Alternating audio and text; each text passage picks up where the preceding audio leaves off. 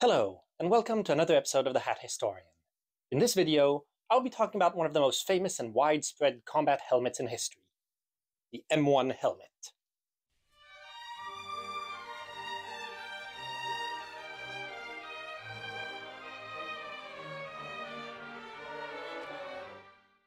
The American M1 helmet is an iconic combat helmet that was used by the United States Armed Forces for the better part of half a century, as well as by many other countries. Its distinctive two-part design and large coverage make it instantly recognizable, and its use in many famous conflicts have made it one of the most legendary pieces of American military equipment. So let us see how it evolved. The United States first adopted combat helmets during World War I. American troops arrived in 1917 wearing the Model 1911 campaign hat, which proved itself unsuited to the new kind of fighting this conflict brought about. Many other countries had replaced their traditional cloth or leather headgear with steel helmets, as I have talked about in my video on the helmets of World War I. The US therefore sourced helmets from its allies, with some stationed with French units adopting the Adrien, but most using the British Brodie helmet, which quickly began to be manufactured in America as the Model 1917 helmet, which was the main model used by the doughboys during the war. After the end of hostilities, however, some of the shortcomings of this model began to be seen. Designed to protect soldiers in trenches from shrapnel coming from above, the Brodie / Model 1917 did not offer much protection to the side of the head, and so studies were commissioned to try and find a new, improved design. Several models had been more or less seriously considered before the end of the war. Of note, one particular one, designated Model 5, had been designed by zoologist and medieval armor specialist Bashford Dean, and was considered to offer good protection, but had been rejected due to its resemblance to German helmets, out of fear that this would lead to confusion on the battlefield. However, in the early 1920s, an improved version named Model 5A was put through various trials by the US Army at Fort Benning. While it was found that it did offer more protection to the side of the head, it proved less resistant to impact and could hinder proper rifle usage due to its shape. Further trials were done, but in 1934, this new helmet was abandoned in favor of a version of the 1917 with a new lining, officially named Model 1917A1, though because that designation is a tad cumbersome, it was usually referred to as a Kelly helmet, for reasons that are not entirely clear. This was the helmet that US troops wore as World War II began in Europe. Fearing involvement, projects for a new helmet once again arose, due to the inadequate shape of the old 1917, with most agreeing that a dome shape was better suited.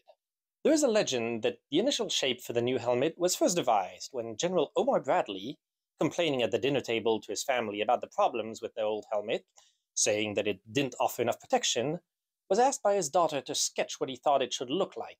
Based on that sketch, she made a papier-mâché version for a school project, and when he saw it, Bradley then took it and showed it to his colleagues, who used it as the basis for the new helmet. But as charming as that story is, such a famous helmet being inspired by a little girl's school project, I couldn't find any solid evidence confirming it, though if anyone knows any more, they can mention it in the comments. The more official version is that a board under the direction of General Courtney Hodges, a friend of Bradley's, came up with the design by trimming the brim off the old Brodie design and then extending the top of the crown downwards, giving it a slight flare. This gave us the famous dome shape of the M1. This new helmet was unique and revolutionary in design in several ways. It consisted of two separate shells, an outer steel one and an inner fiber one that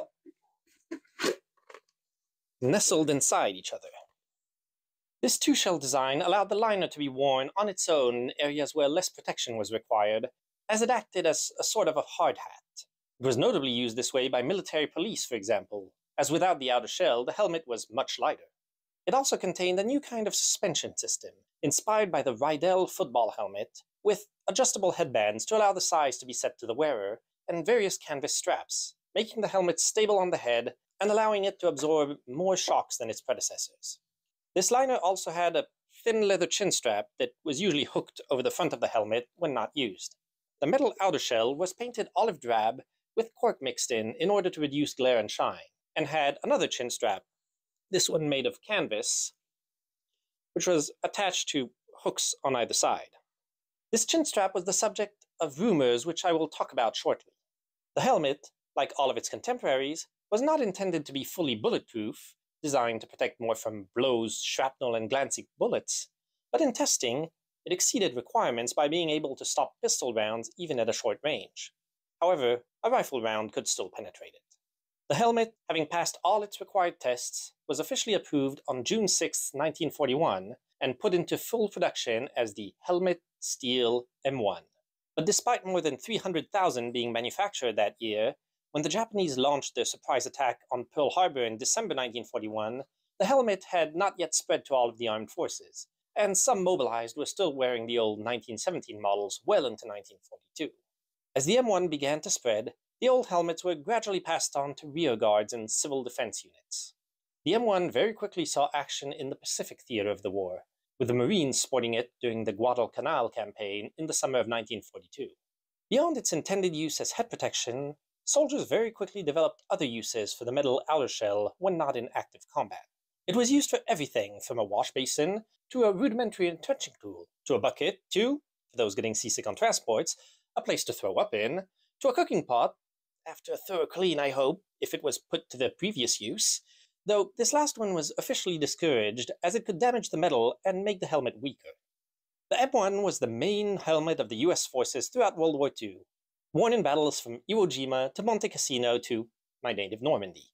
While the Marines in the Pacific often used a cloth camouflage cover on top, in Europe they were mainly issued with a netting on them to further reduce glare and allow for leaves and branches to be attached to it in order to help increase camouflage. However, many of these covers quickly wore out and were lost or discarded by the soldiers. Blue helmets were also issued to the US Navy for use on board ships. If you look at photos of soldiers wearing M1s, you'll notice that almost none of them are ever wearing their chin straps, usually looping them around the back of the helmet. This was because there was a pervasive rumor that, if someone was caught wearing one near an explosion, the shockwave could lift the helmet up, and if the chin strap was worn, could break the neck of the wearer.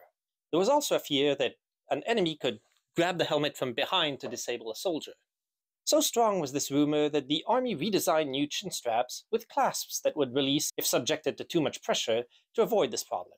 However, it was unlikely to be a problem in the first place, as any blast powerful enough to lift a helmet that hard would have little chance of being survivable in the first place.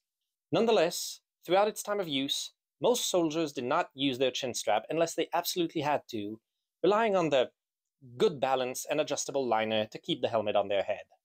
Over the course of World War II, over 22 million M1 helmets were made, and it has become a symbol of the American GI. It had proven itself on the battlefield, with some reports after the war saying that its use reduced casualties by around 8%, saving an estimated 72,000 lives. The M1 continued to be issued in the next major conflict the United States was involved in, the Korean War. It changed little over those years, with minor modifications to the chin strap attachments and liners being made to make the helmet more comfortable, but many World War II-era helmets were also used from surplus depots.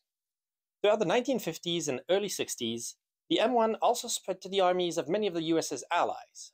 Some simply bought US-made models or produced their own exact copy, from Austria to Australia to Chile to West Germany, while others made their own versions that were very heavily inspired by it, such as the French Modèle 1951 or the Japanese Type 66.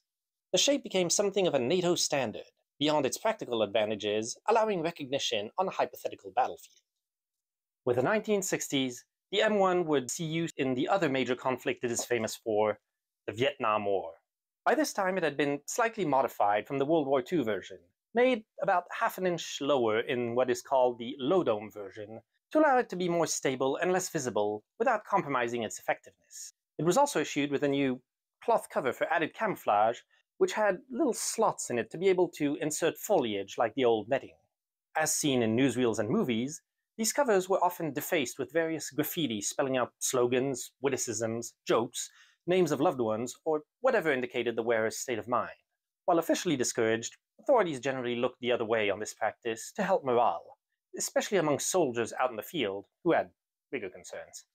But this also showed the disillusionment that some of the men had with the conflict, and the graffitied M1, shown in many movies, came to represent the confusion and lack of understanding some soldiers felt fighting in Vietnam. The helmets of that era also had an elastic band around the shell, designed to help keep the cover in place, but that was frequently used to carry some minor equipment or good luck charms within easy reach. Often, one would see soldiers with playing cards, most frequently an ace of spades or a joker, used for good luck or intimidation, as the ace of spades would sometimes be left on North Vietnamese casualties, or else cigarettes, bottles of insect repellent, bandages, extra ammo, whatever could fit without falling off, though it still sometimes did. After the war, the M1 continued service, though by that time it had started to show its age somewhat. While effective, recognizable, and generally liked by the troops, as much as any helmet can be, it was heavy, cumbersome, and would sometimes slide down over the eyes in some position, and was still lacking somewhat in ballistic protection. In the late 1970s, new composite materials such as Kevlar were being studied for use in helmets. The M1 continued to be the standard helmet for the US Armed Forces in the early 1980s, but was finally superseded by the Kevlar Pasket helmet in 1983, ironically taking design cues from the old German Stahlhelm's shape that the Army wanted to avoid when developing the M1. However, phase-in took some time, with troops in the US invasion of Grenada being seen wearing a mix of the two designs, and some units having the M1 until 1985. While it has been replaced by most of its users for combat with more modern, lighter, and more resistant composite helmets, the M1 continues to be used in various forms throughout the world. As I mentioned before, it was adopted in many countries, either in its own form or in models strongly inspired by it. Honestly, the whole list of countries that have used it is somewhat too long to enumerate here and would be a little boring for you anyways, but you can easily find it. But it is notably still used in some countries by ceremonial units, who for some only used a polished version of the liner, which is lighter and less cumbersome, notably Turkey. Others use chromed versions for honor guards, and it has an enduring presence in popular culture, appearing in countless movies made about World War I or Vietnam, becoming in some way symbolic of those two conflicts in American minds, and is something of the stereotypical helmet used in cartoons or comics due to its long service, though it has more recently sometimes gotten replaced with more modern models. The M1 helmet is one of the most influential and widely used helmets in history. With millions produced, used for over half a century, and present in two highly mediatized wars, its appearance is engraved in people's minds, and it endures through its use in ceremonies, the few countries that still use it, reenactments, movies, or monuments. It is a helmet that is unlikely to ever be forgotten. So I hope once again that you found this video interesting and will join me again soon for another hat. Until then, I tip my hat to you.